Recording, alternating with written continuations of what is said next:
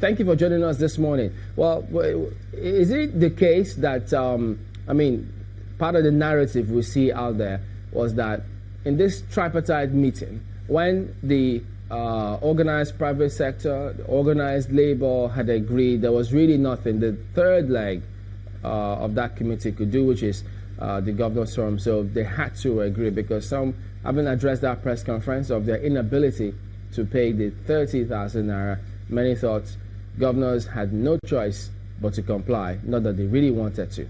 Was that the case? No, that's not exactly the case, Chamberlain. We're running a federal system here. Even when the governors decided that they were going to pay 22,500 as minimum wage, it was not a blanket, declaration. It was 22,500 to the most vulnerable people in society. What governors said was they wanted each state to take care of its workers according to its resources, that is, according to capacity. So it's not like governors are just, going to abide by the 30,000 naira minimum wage willy-nilly. No. I haven't had the governors have not had a meeting yet, so I've not been briefed about what would come after yesterday's, declaration. But I believe when they meet next, they're going to come up with a resolution on what to do. But as at October 30th, when they had their last meeting, it was made very clear that governors can only pay up to 50% as salaries, and the other 50% of their revenue would go into education, health, and infrastructure. So there is no way states would just, abide by the 30,000 naira minimum wage just because the president said so. Because some states are quite liquid. They can pay more than 30,000 if need be. But some states have been struggling with 18,000. So how do you expect them to pay more than 22,500? So these are the issues. And I believe that, with, the coming days or weeks, there's going to be a resolution on that by governors. Okay, but we also have read the narrative of some people who say that they were kind of surprised that the governors addressed a press conference talking about 22,500 as it were. And then they ask, they don't even know at what point the governors have that meeting, because they had the opportunity to present that in the committee report meetings, but they say that didn't happen. The governors were not forthcoming with that. Chamberlain, this minimum wage thing has been raging for close to a year now. And governors have been very, very active and compassionate with this matter. It's not like governors are not, sympathizing with the workers. But governors are saying that there are vulnerable people in society who need to be helped. And whatever the case is going to be, they would help them. So they are not working on just giving a blanket, minimum wage to everybody. No. They are talking about the vulnerable people in society. And at the last meeting, there were some ministers in attendance, and governors decided that this is what they were going to give. And I believe that at that meeting, there was a little window that was left open. And if the NLC plays its game right, maybe governors would adjust, but definitely not to 25,000 or 30,000. Maybe adjust by, 50 naira or another 1,500 naira.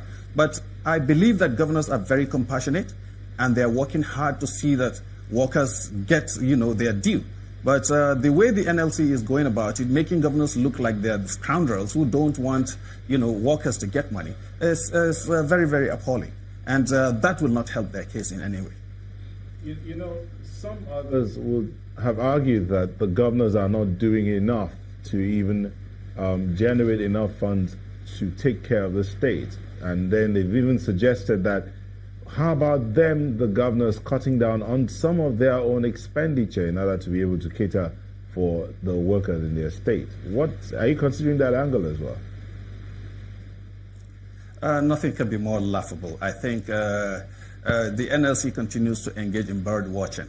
Governors are there doing their thing, and labor is continuously looking at what governors are doing. Labor itself has been walking around and spending, workers' check of dues. I know a country where when you lose your job, labor is supposed to pay you like 75% of your monthly income for 6 months until you get another job. But labor here in Nigeria is lacking initiatives. They don't have initiatives. They don't work for the worker. I don't expect them to continue to. What does labor do in Nigeria? It just asks for money or goes on strike. They don't do anything.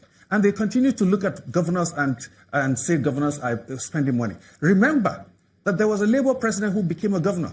Of course, he gave them 25,000, but he didn't give them 30,000. Of course, he didn't run around on a bicycle like Tai Solarin did in the 80s. He moved around in convoys. So Labour should not go into that area of saying governors are spending too much money. Governors have a lot of responsibility, and they take this responsibility as they come.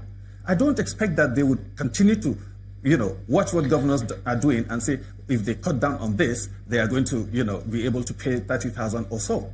Look, if Labour itself would organize itself and keep take-off dues and continue to work with workers to ensure that when you lose your job, you get, something for a certain number of months, Labour will become more useful to the worker than it is today. But Labour is just virtually indolent. Mr.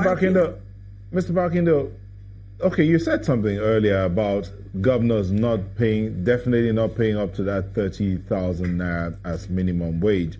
They said that they will allow each state to determine what it can do.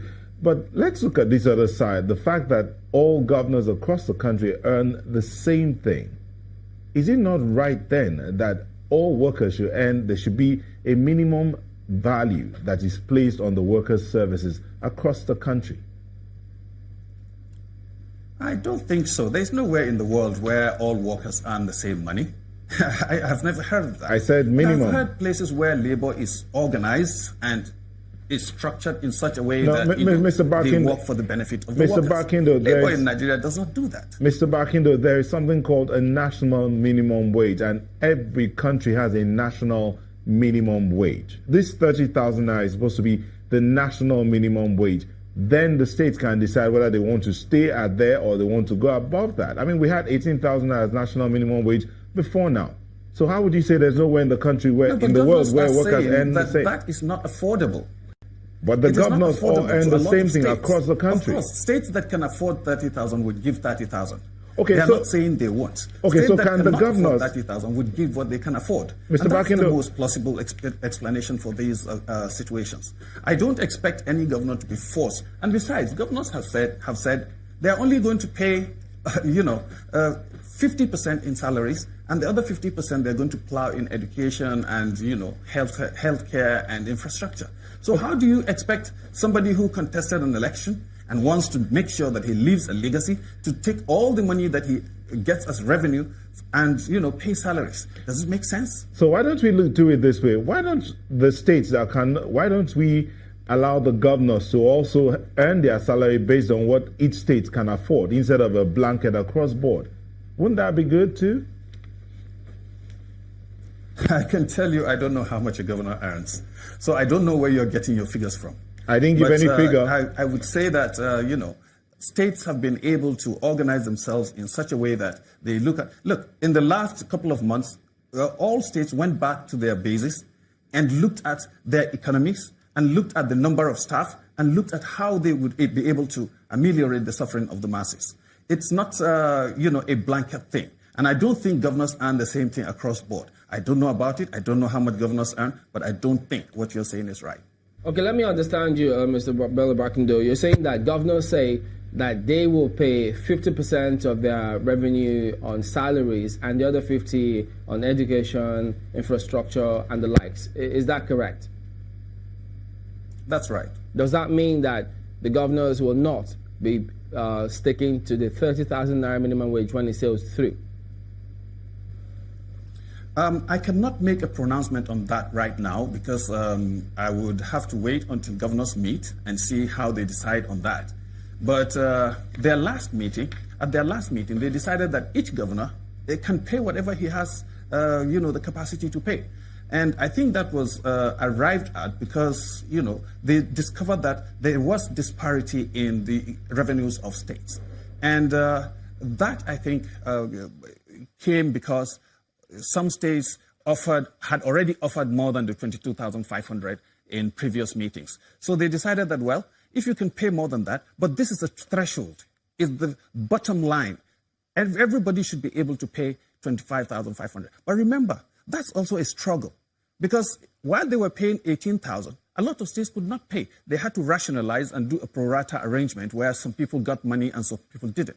So this 22,500, I think, is magnanimous, no matter what anybody thinks about it. Well, we've since been joined by Comrade Emmanuel Ugboaja, who is the head of internal and industrial relations of the NLC. Thank you for joining us this morning. Well, I'm sure you heard the last bit of what Mr. Bello-Barkindo has said. So for Labour, that suggests it's not yet to hurrah about this 30,000 naira minimum wage. Yeah, thank you, Chamberlain. It's always a struggle, but I'm shocked that my brother here says he has to find out what governors earn. He doesn't need to find out. He works with the governors. It's a function of law. The same way we're looking for a function of law. The Revenue, Fiscal and Mobilization and Allocation Committee has determined what is the salary of a governor. So it's not a function of, let me go and find out. It's uniform. Whatever he then decides to play around with is by the side. But the wage of a governor is uniform across the states. So it's not a function of, I don't know what they are paid. It's known. It's verifiable. It's a function of law. With regards to whether the struggle will go on, I also did eavesdrop. I was working in, and it's shocking that a functionary of a Nigerian state will say he doesn't know that there is something called a national minimum wage. You don't need to go to any library now. On your phone, you can Google it. It's common knowledge that countries across the globe have what is called a national minimum wage. That is the baseline below which no worker in that country, salaried, will have to earn. Outside that, individual employers, including states, including provinces, including local governments, including private sector employers, manufacturing, housing, real estate, maritime, have the capacity to then bargain with the workers to do better. But nobody goes below that threshold. It's a function of law. And we can't be lawless. And that is the irony. Because it's shocking when you are talking of legislation. It's not going to be decreed. It's not going to be... it's something that is going to be legislated upon for the Nigerian state. And once that becomes the threshold for salary, the baseline, below which no formal employment will fall below, that becomes law. So this idea of a governor can pay what he likes is ridiculous, because you can't be above the law. No governor is above the law in Nigeria. Once that law becomes functional, he will have to pay it. It's as simple as that. So it's the law we're going for. It's we're not going for. Yeah, I get your point, but whims and caprices. Why I did ask you that it appears of the governor. Why I did ask you that it appears it's not yet to hurrah is because there's still a process that needs to be fulfilled. And the fillers out there is the fillers out there is that the governors are not exactly happy with this 30,000 naira proposal, because they still think that, look, 22,500 is what we can pay. So if it still has to go to the National Assembly, if there's still going to be a public hearing, in fact, what we read is that the governors may have to lobby some members of the National Assembly to see how they could adjust that figure. It means that, look, all is not well yet. No, I agree completely with you. The truth of the matter is, if you go down memory lane, the history of the minimum wage struggle, at no time, these governors are no exception. At no time have the governors embraced the national minimum wage. At no time. When we got it at 11, they didn't embrace it. When it was 5,500, they didn't embrace it. It takes a struggle, even when the law is passed. It takes a struggle to have the implementation. But then we still move towards its dialogue. They will lobby, who will lobby. The truth of the matter is what he said before that made some sense is when you talk of priorities. What will be the priority of the governors Will he be hiring private jets to come to Abuja twice a week? Would that be the priority? Or would the priority be to deliver service? Because it's as if we're talking of a Father Christmas doling out gifts on Christmas Day. No, you are paying for services rendered, for Christ's sake. Because when we talk about wages, it's as if people are sitting at home and then governors will have to come and give them dole out stuff to them. No, we're talking of wages for services rendered. So if the governors say they are not rendering services, governors don't give injections, governors don't clean hospitals, governors don't take care of the roads, the waste. Workers do, and you have to remunerate these workers. You are not dashing them money. They don't sit at home and then you come at home to give them lottery winnings. No. So going to the National Assembly is the National Assembly members are Nigerians. When you talk of the minimum base to which a worker will be paid, for those who are engaged even in the informal sector, for you to have an unskilled laborer mix sand, water, cement, and concrete for you on a daily basis, he gets 1,200, 1,500. That is for the unskilled laborer. So, and that will amount for 30 days, will amount to about 45,000. For one who is under the employ of government, formal employment, and then you say, hey, we can't give him 30,000. That will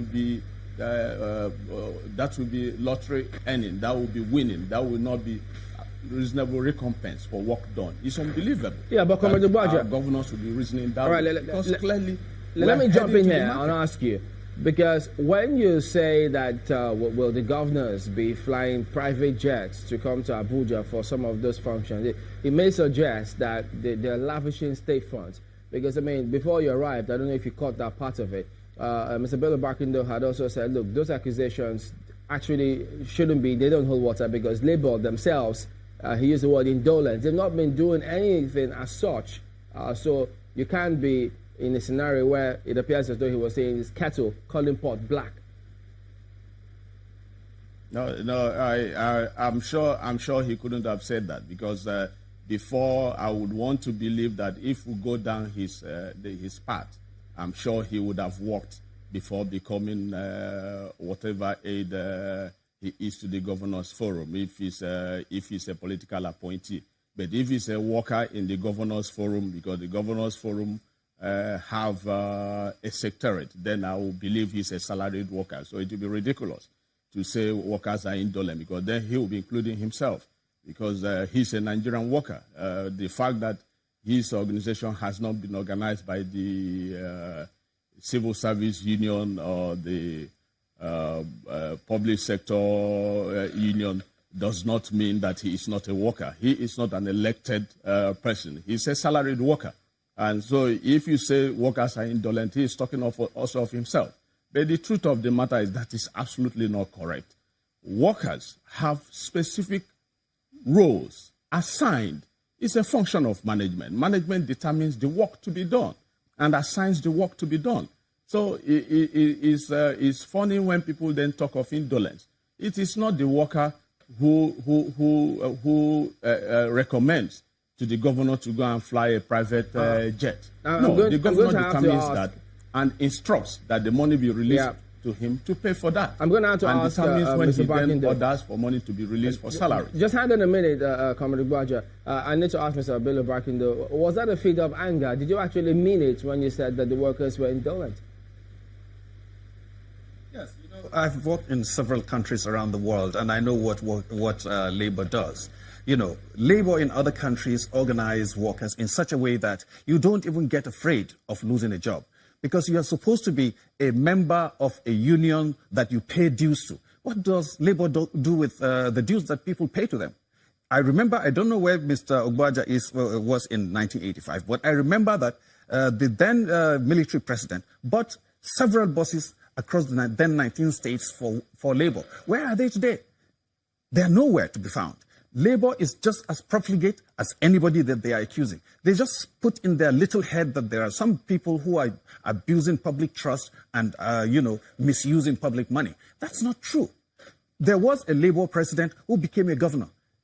Did he not drive around in convoys? Did he not fly? Why didn't Labour go there and call him and say, hey, my brother, this is not the way Labour works. Labour is supposed to lead by example. These people are very, very hypocritical with the kind of accusations they throw at governors. Mr. Barkindo, are you then implying that contested elections? Mr. Barkindo, are you then implying that they do not deserve to earn their wages because they are seeing somebody who's profligate and they're not doing anything about it? What I'm saying is governors have been magnanimous enough. They have looked at Labour's problems. They have looked at, as a matter of fact, they have looked at workers' problems and are ready to solve how magnanimous some of these problems according to their needs. Mr. Barkindo, what they said how is that they are going to pay is that? according to the resources that are available to them. Because and the basic salary, 50%. Mr. Barkindo, if I may come in here, because the basic salary of the governors across board, according to RANFAC, is about 180-something thousand naira. That's basic. Not to talk about the other allowances that they get. That is their minimum wage, according to the Revenue Mobilization and Allocation Fiscal Commission. So if they can get that amount across board, you said here that the governors cannot afford, all the states can't afford to give 30,000 naira. So the workers don't deserve it because a former Labour leader became a governor and he was driving around in all that they say their governors are driving around and they didn't do anything about it. How could you be saying that, Labour? No, I'm saying that Labour should choose. They shouldn't continue to cherry pick when they throw accusations, because this is our country. We need to reclaim it from the people who are abusing it, Labour inclusive, because you can't, single out governors and say they are the only ones who are profligate and Labour is not, because Labour leaders themselves have no initiatives that ameliorate the suffering of the people. For as long as I remember, there's only two things that Labour has done in this country: go on strike or demand for minimum wage. Every time. They did that in 2011, they're doing that now. It's a kind of blackmail that is cyclical. They always come around and say they need more money when there is an election. Because I can't imagine why people will sit down and not initiate certain, key things that will ameliorate the sufferings of their members. All right, comrade, I'm afraid we'll go to break now, but not to worry. You'll respond when we come back in a moment. Don't go away. All right, welcome back. Let's get to Comrade Ugboaja. Go ahead, give your opinion on what Madam Bello-Barkindo had said. Thank you very much, Chamberlain. Clearly, it becomes so unfortunate when people work for an organization and don't take time to understand the organization they work for. Mr. Barkindo works for the Governors Forum, and all he could say was accuse a former governor of cruising around and wasting money. But let me put it bluntly to him that Comrade Adams Oshimole, as governor of Edo State, didn't owe salary. He moved the minimum wage of Edo State to 20,000. He led by example. And if he would bother to go to the Secretariat of the Governors Forum, he can verify that, if he indeed would bother to do that. So the issue of a former Labour leader getting into government and cruising around and was unchecked is completely untrue. The fact is we are not picking people. We said governors. But fortunately, he has singled out a governor, and Adams Oshimole led by example. And the records are there, that the minimum wage, the people he is now representing are talking about, Adams has surpassed it in Edo, clearly. So, and Edo is not oil producing. So neither is Edo having to do any miracle, except discipline and prioritize what was important to the state and workers. Human resource was important to Edo State. And that was why minimum wage issue was relevant to Adams Oshimole as governor of Edo State. All right, so he also made allusions to vehicles. Go ahead. Nobody dashed vehicles across the country in 1985. If he also bothers to check, Nigerian Labour Congress runs the best urban mass transit currently in Lagos. And the buses NLC had is on record, if he also bothers to check, that the government under the Babangida he was talking about appointed a sole administrator that wasted the resources of Nigerian Labour Congress, and the Obasanjo regime attempted to pay compensation. So those are facts that are there. When he bothers to check, he can verify. So it's not a question of, but much more clearly, those are diversionary. The issue is minimum wage is a function of law. And I'm shocked my friend we bandy that Labour goes about jumping on election period. Labour didn't legislate. If he cross-checks, the minimum wage is an act. And it's a function of the of law, and the law has prescribed when it should be renewed, when and how it should be renewed. It's a function of law, so it's not the burden of Labour. Well, Labour doesn't make laws. Yeah, Labour only tries to it's clearly an act of the National Assembly, and the president has spoken about how he'll be presenting a bill to the National Assembly in this regard. But before that is done, there has to be a draft proposal which has got to be ratified by the National Council of States, which is made up of serving and past leaders. So after the ratification, then they'll send the bill to the National Assembly. But in light of the impression and perspective we may have had from the governors, are you optimistic that this amount, 30,000 naira, will scale through? Clearly, I have no doubt. The elite, the ruling elite, have seen the handwriting on the wall. The facts are clear. It's inhuman. It amounts to modern-day slavery to think that a Nigerian family should be prescribed by the state to survive on anything less than 30,000. It's wicked. Because the facts are there, the market challenges are there, that you can't imagine that a family working should be have this prescription by the government that represents it, by the leadership that postulates to pull it out of poverty level, that same leadership then approves that a worker should earn less than 30,000. That would be unimaginable. So clearly, we know that the right thing will be done. The give and take that went into arriving at that figure is commendable. Let me turn to Mr. Bello-Barkindo. The shocking thing is normally when we go through negotiations like this, the challenge is with the organized private sector. Okay, because government seeks to protect the people. We will get your point. Right now, let's turn to Mr. Bello-Barkindo. Pardon me. We need to turn to Mr. Bello-Barkindo now. Speaking about all of the processes, yes, we've heard the president, because we do remember, yes, states had this bailout funds or budget support, they refer to it, they use them interchangeably. States received it, the president did approve after they met the recommendations or the requirements or guidelines, as it were. He knows the challenge that the states face. But then he also spoke about why this 30,000 naira minimum wage is necessary. And then we also had the NLC president, while he was briefing newsmen after this at the State House, saying that every member of that committee signed the report. So at the end of the day, when it does get to the National Assembly, is the Governors Forum still going to object to paying 30,000 naira minimum wage as approved? Like I said, Chamberlain, I cannot make a pronouncement on this yet. Governors have to meet and decide collectively what steps they're going to take about, this matter. I know for a fact that governors have tried their best and come up with solutions to this minimum wage issue. And one of the things that they said is that they're trying to alleviate the sufferings of the most vulnerable in society. They didn't say that they are going to give a blanket, threshold of 22,500. And if you remember, at the beginning of this program, I told you that there is still a window where governors might decide to make some increment from the 22,500, which was a feeler from their last meeting. But they haven't made any pronouncements on that.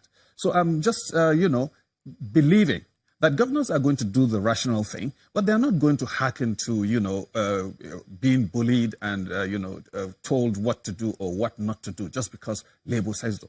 I challenge Labour to tell me how many people that have been, sacked from their jobs, that are on their payroll, that they're taking care of their families, health care issues, taking care of their children's school fees, and helping people to live a normal life after being sacked. Everybody, the corruption in this country is existing because Labour has not found a formula to keep people secure in their jobs and out of it. And whenever they, make accusations against governors, I just laugh because these are people who don't even think beyond going on strike. They don't think beyond asking for minimum wage. This is, ridiculous. Comrade, I'm going to let you respond to the challenge. It's such a hilarious comic-like representation that one who represents the executive will say it is the function of labor to provide for safety nets in the economy. It's shocking. And I heard Barkindo say he had worked all over the world. And if he had worked all over the world, like he stated, he would have understood that the welfare thresholds that take care of health of the unemployed is not a function of trade unionism. It's a function of government. That the taking care of elderly is not a function of the trade union movement. It's a function of government. It's a function of the state. The state provides out-of-employment backup. The state provides health insurance. The state provides the safety nets, the welfare safety nets. So, and ironically, these are the things you vote governors to come and set, and they're not doing it. And then somebody says it's the function of trade unions. It's shocking that it will be coming from a functionary that works with the people, and that puts it clearly why we are where we are. Because the governors don't know what their function is. If people want labor to then become the government, of course labor will run a decent government. Labor will run a human-faced government. Labor will not pay peanuts to workers. Labor will not fail to provide safety nets for workers out of employment. So it's comical. Of course, the way it is going, labor, the Nigerian people, working people, will know that their destiny will be in their hands to put people who understand what governance is.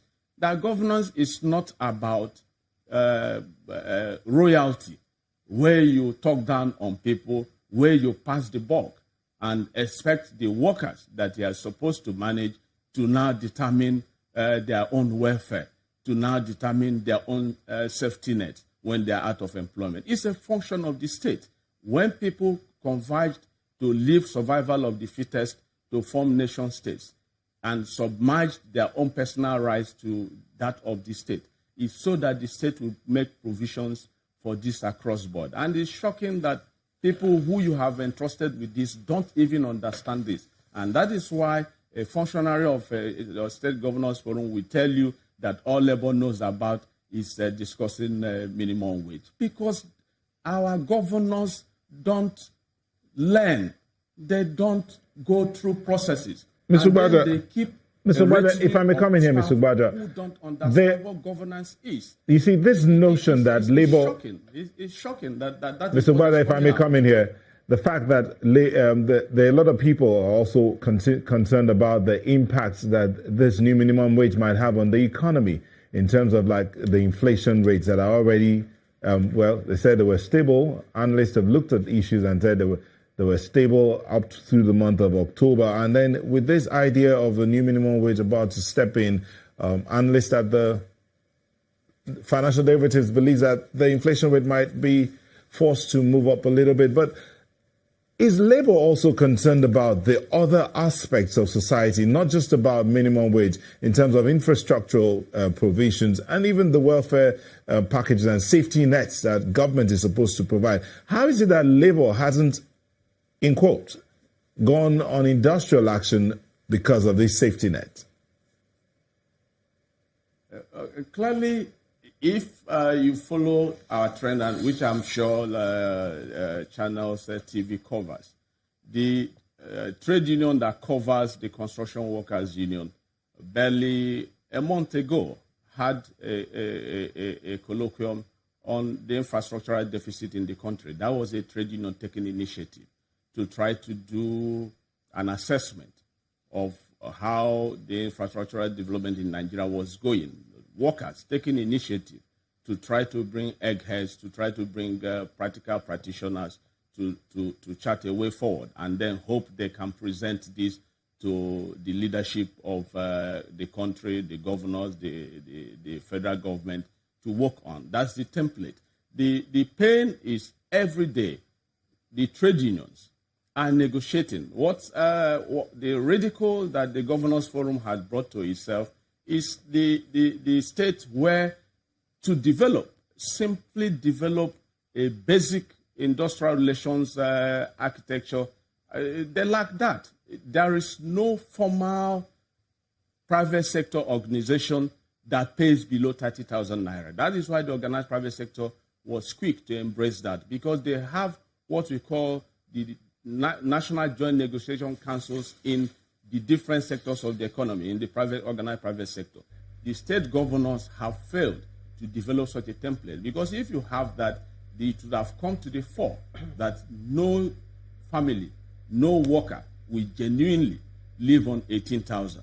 And by now, that adjustment would have taken place even before the issue of an operational function of law that was not made by workers. Workers don't legislate. All right, comrade, we need to wind down now. To get legislation done. Right, let's wind down with this, and I need to bring in Mr. Bello-Barkindo. Could you speak to the narrative that governors actually somewhat wanted the revenue sharing formula to change such that they can accommodate these minimum wage proposal? I listened to somebody talk about that about a couple of days ago on TV, and I do not know if any governor has made any. We're talking about the present. We're talking about being able to pay using what they have at the moment. There is no situation where governors have deliberated on whether they need more money or not, as far as I know. Is there going to be any meeting with are the governors going to meet? Any idea when next they will meet and come up with a decision on this minimum wage? Well, the governors meet once every month, and obviously there's going to be a meeting this month just before next. So I believe they're going to sit down and deliberate over the resolutions and the presentations to the president yesterday. And I don't know if they're going to take a stand on whether or not to move up from the 22,500. But like I said, and I keep insisting, governors did not say the threshold, it's static. Governors are saying the threshold is the baseline. Anybody who can afford to pay more than that can pay more than that. So it's not like that's the only thing they're going to pay to everybody. No. Other governors who have the capacity to pay more would pay more. But nobody is going to pay more than 50% of his revenue as salary for as long as, these negotiations subsist. Well, we'll have to thank you both for coming on today. Abdul Razak Bello-Barkindo, Head Media and Public Affairs of Nigerian Governors Forum, and Emmanuel Ugboaja is also the Head Department of International and Industrial Relations of NLC. Gentlemen, thank you for coming on the program today.